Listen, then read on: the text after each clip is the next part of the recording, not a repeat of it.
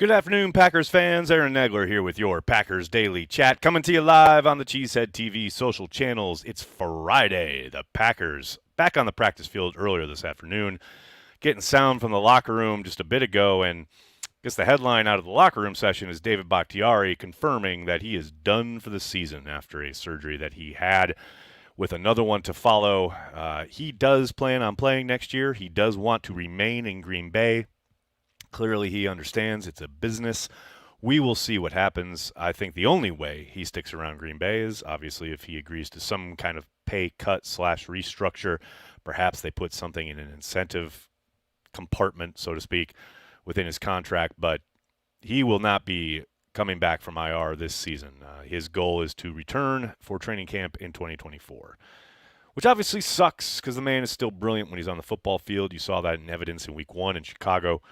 And it was very interesting to read the quotes. I haven't seen the video yet, but to read the quotes about how this isn't directly related to the original injury in 2020. And this is a cartilage issue that they suspected might be there, but they had no way of confirming until whatever just flared up, and now he's had to deal with it with these surgeries.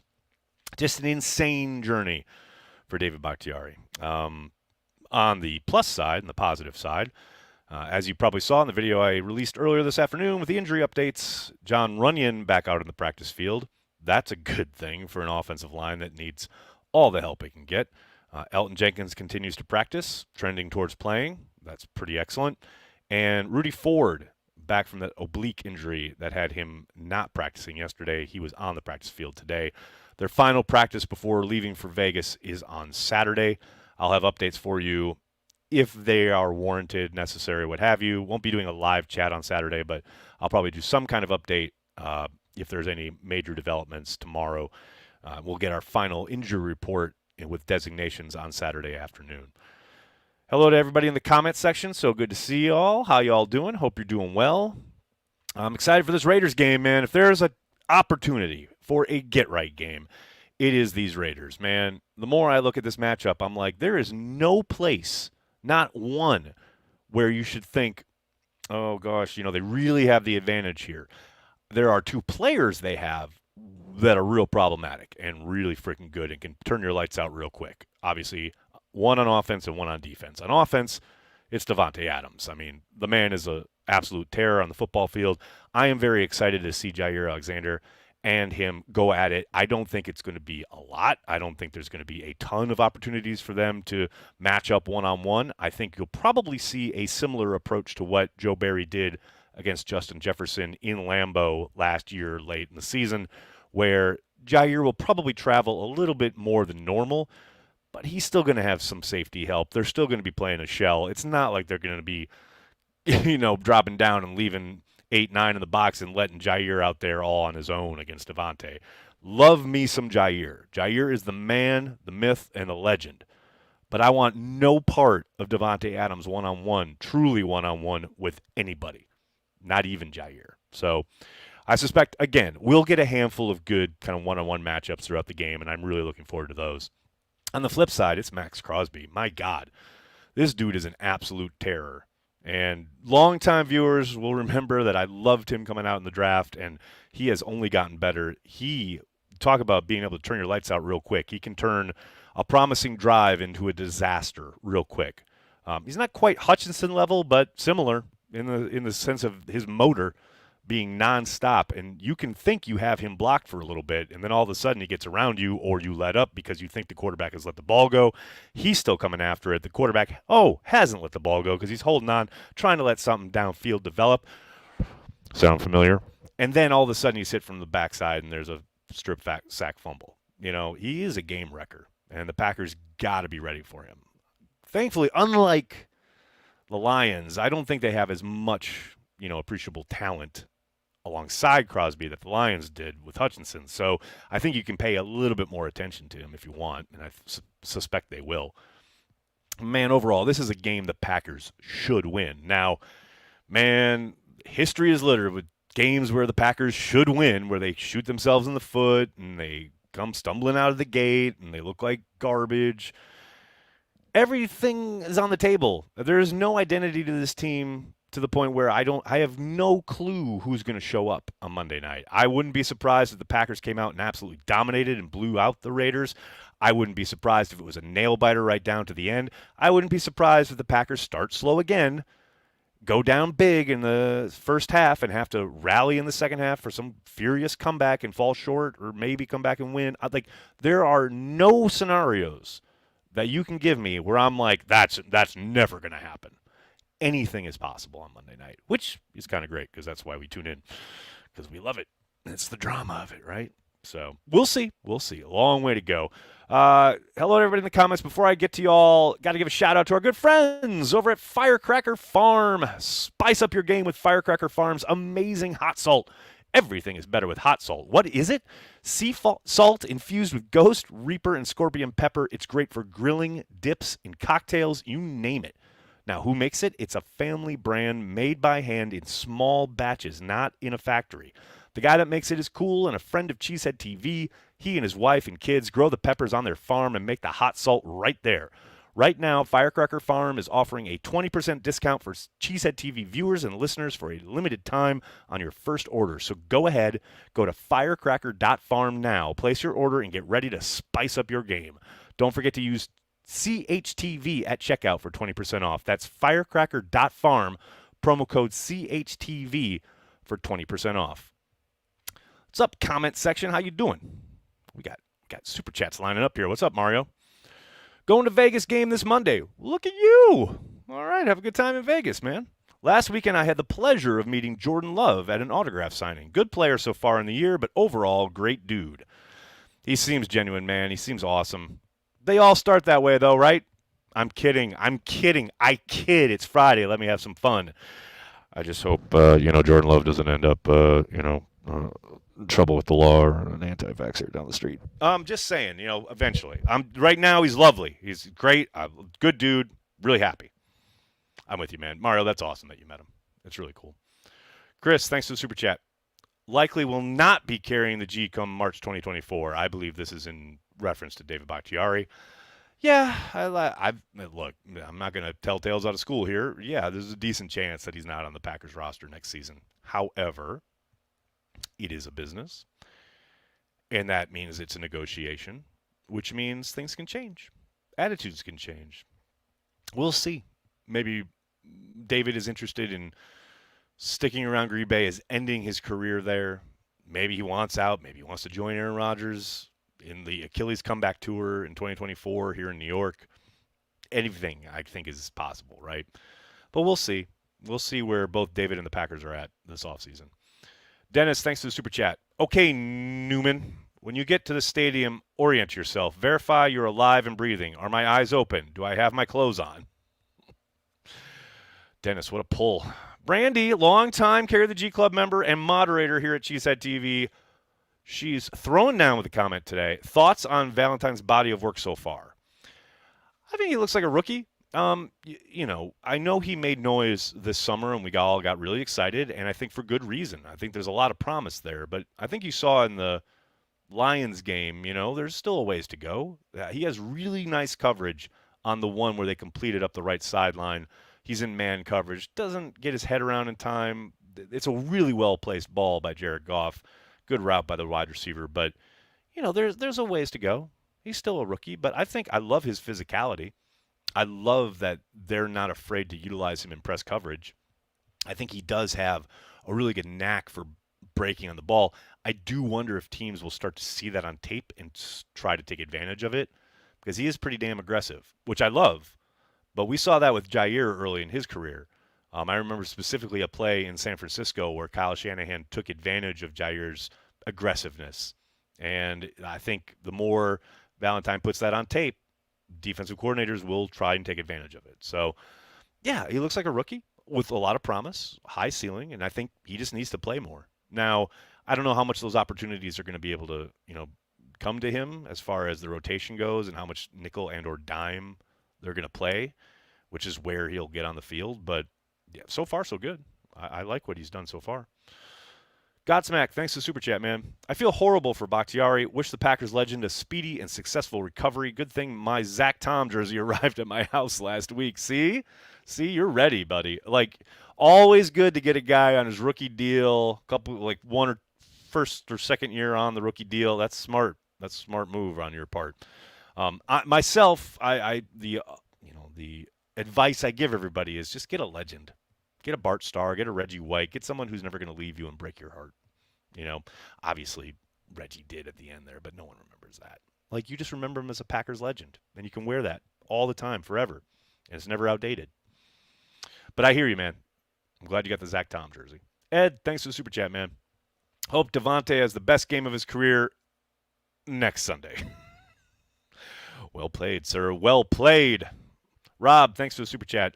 Jimmy G can dink and dunk us to death. Need interceptions. Well, here's the thing, Rob. I highly recommend you check out Maggie's six-pack on cheeseheadtv.com. She highlighted how turnover-prone this Raiders team has been, and it hasn't mattered who's at quarterback. They have turned the ball over like 3 times in 3 different games. They are prone to giving the ball away. And on the flip side, I think they have 1 turnover on defense. 1 interception on the season. So if there's a game you're going to win the turnover battle, this should be it. You would hope. And that's obviously a huge key to victory. To your point, Garoppolo, yes, he certainly has experience dinking and dunking the Packers, when he was with Shanahan. I think McDaniels is a very different animal as a play caller. I don't know how much he's going to let him dink and dunk.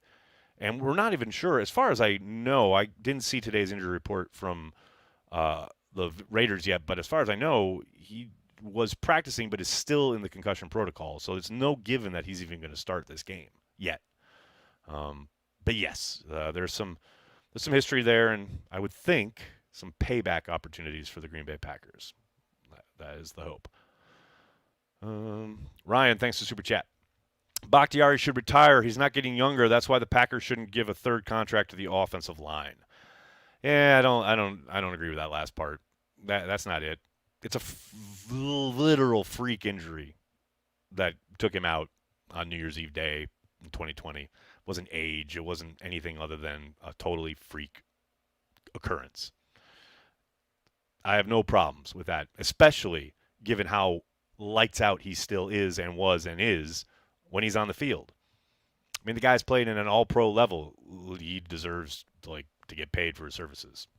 Now obviously it's frustrating that he hasn't been able to get out there, but I have no problem with that contract, especially because he was healthy when they gave it to him. As far as Bakhtiari should retire, man, that's his decision. I would never, ever in a million years presume to tell another man what to do when it comes to his career. It is so personal. It is so deep within him as far as his identity and what he's done all his life to work up to this moment. If he wants to keep playing, man. That is entirely up to him. If he wants to retire, great. Yes, please. Thank you for all you've done, and good luck on whatever's next, and you'll always be remembered as a Packers legend, and no problem. But, man, that is entirely up to him. Joneser, thanks for the super chat. Twitter is abuzz about getting Leonhard again in the offseason. Think he will say no twice to the green and gold? Man, okay, I'm glad you brought this up. Jim Leonhard is only popular on Twitter because people know his name. I mean, every time there's a bad sequence or the opponent scores a bunch or there's a loss or whatever happens on defense that is negative, people bring up Jim Leonhard. People, can we start living in the now? Can we start looking forward and stop looking back? Leonhard has opportunity. He said no. The Packers moved on. He's moved on. By the way, you want what, Mike Pettin back? Because guess what? That's what Jim Leonhard runs. Jim Leonhard was the coach on the field for Rex Ryan and Mike Pettin when he played in the NFL. He runs Pettin's scheme, the one you all hated when Mike Pettin was in town. Enough with the Jim Leonhard nonsense, which is what it is. Nonsense. Stop. Join us in 2023. Lord. Dustin, thanks for the super chat, man. I appreciate you sharing the Zebra Post, Carry the G. Dustin, that was amazing. If you guys don't know what I'm talking about, I highly recommend you check out the Cheesehead TV Instagram, Corey's Instagram, my Instagram, on our stories. Incredible, man. Just incredible. Mimsy, thanks to the super chat. Las Vegas home games are their gold package. Will be green. Yes. I was talking about that on the radio just now. I think there's a decent chance. I think there's a decent chance both teams have to run silent count because yes, there will be a ton of Packers fans there, but you know what they're like. Like they'll probably be loud when the Packers are on offense. And they'll be loud when the Raiders are on offense. They're just going to be loud. And then, both teams are going to be at their line of scrimmage going, you can't hear anything. But yes, I do believe there will be a lot of green and gold in the stands. Zero question about that. Mimsy, thanks again, man. Buy a Legend Jordan Love jersey it is. Hey, or can I say, you get yourself an All You Need Is Love shirt right here at Cheesehead TV. There just happens to be a link right here on YouTube, right below this video. I'm not saying, I'm just saying. Chris K, what's up, man? Thanks for Super Chat. Got myself a high jersey back in 2016. Still hurts. Ouch, man. Yeah, I don't know. 2016? Wasn't that like his last? It was on his last year of his rookie deal? Oh, man. That's tough, man. That's a tough purchase. Joe, thanks for the Super Chat. For 8 years, the Packers-Bears rivalry had Nitschke on one side and Butkus on the other. What an era for middle linebackers that was. Yeah, Joe, I'm really glad you brought that up. I didn't want to obviously lead and or kind of make this about the passing of Dick Butkus because it's a Packers channel and that's their legend. And I understand, I want to be respectful, but, man, he was the quintessential kind of linebacker of his age along with Nitschke, and the fact that the Packer-Bear rivalry meant so much to him. I love that. I respect the hell out of him. I mean, hell, I grew up, basically knowing him through commercials, right? I mean, old, like, shaving commercials and Miller Lite commercials, and, he basically had stopped playing by the time I was, like, really aware and watching football. But, man, I remember my grandpa talking about him and Nitschke and those teams and those battles. And, yeah, it was, not only was it great to hear those stories and to see the interviews with him throughout the years about what the Bears meant to him and what the rivalry with the Packers meant to him, but also then, I got to admit, man, when he got on Twitter, holy cow, that was gold. Lights out gold. Even when he was disparaging the Packers, as he should, that's a guy who got it. That's a guy who understood the rivalry. And I got nothing but respect for him. And it's amazing to me that his nephew is now a coach with the Packers. And I know a bunch of people yesterday shared a photo that they took together prior to the Week 1 game this year. And I'm glad they got to have that moment together before Dick has passed away. But, yeah, nothing but respect. Nothing but respect. No doubt about it. Al Ryder, thanks for Super Chat, man. Nags, you are the voice of reason. Love you, man. I thank you for that, Al.